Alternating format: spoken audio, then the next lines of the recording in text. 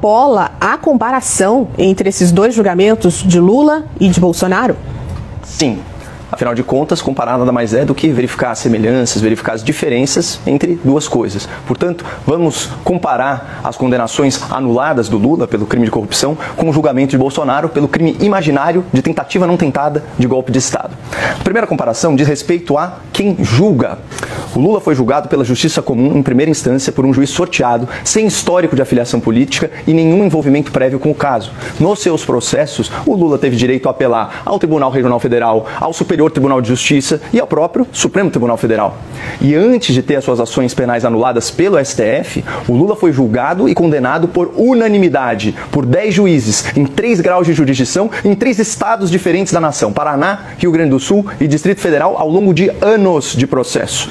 Já o Bolsonaro perdeu o direito de ser julgado pela Justiça Comum e está sendo perseguido diretamente pelo STF, que é o órgão máximo do Judiciário, sem direito a apelar para outro tribunal num julgamento relâmpago. E no Supremo, alguns dos juízes da ação penal contra o Bolsonaro já declararam em público sua intenção de derrotá-lo politicamente, já o processaram, já advogaram a favor do PT e são aliados históricos do senhor Lula da Silva. A segunda comparação diz respeito às provas do processo. No caso do Lula, implicado no escândalo do Petrolão, havia múltiplos delatores que eram réus confessos e denunciaram aí uma série de vantagens indevidas recebidas pelo petista.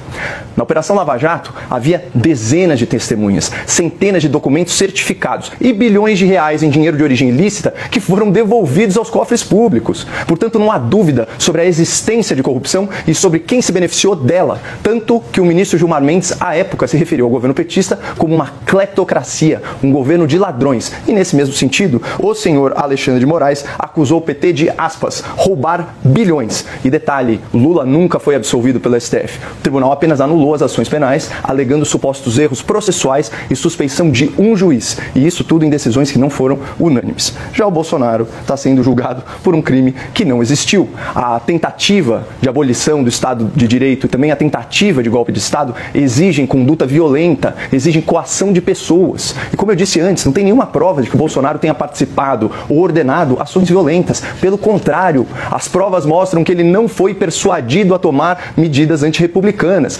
Trocou o comando das Forças Armadas antes mesmo da posse do novo governo e estava no exterior, hospitalizado, quando houve a baderna do 8 de janeiro. No seu processo, tem só um delator que está gravado em áudio, desabafando, que adulterou seu próprio testemunho para se encaixar na narrativa da acusação. E já são aí mais de 10 versões diferentes dos fatos e nenhuma prova documental do envolvimento do ex-presidente em nenhuma ação antijurídica. E, finalmente, uma terceira e última comparação diz respeito ao direito de defesa na arena pública. O Lula teve a sua liberdade de falar e a sua liberdade de mentir respeitadas até a sua prisão após condenação unânime em segunda instância. Ainda assim, o Lula manteve ativas as suas contas nas redes sociais e, do cárcere, participou da coordenação política da campanha eleitoral fracassada do PT em 2018. Já o Bolsonaro, eu já estou terminando, está em prisão domiciliar, sem direito a receber visitas não autorizadas pelo STF, impedido de usar o seu telefone celular e as suas redes sociais. Então, é uma verdadeira sanção de mordaça antes mesmo do seu primeiro julgamento. Portanto, Ju, existe sim comparação entre os dois casos e essa comparação escancara a diferença escandalosa de tratamento entre Lula da Silva e Jair Bolsonaro.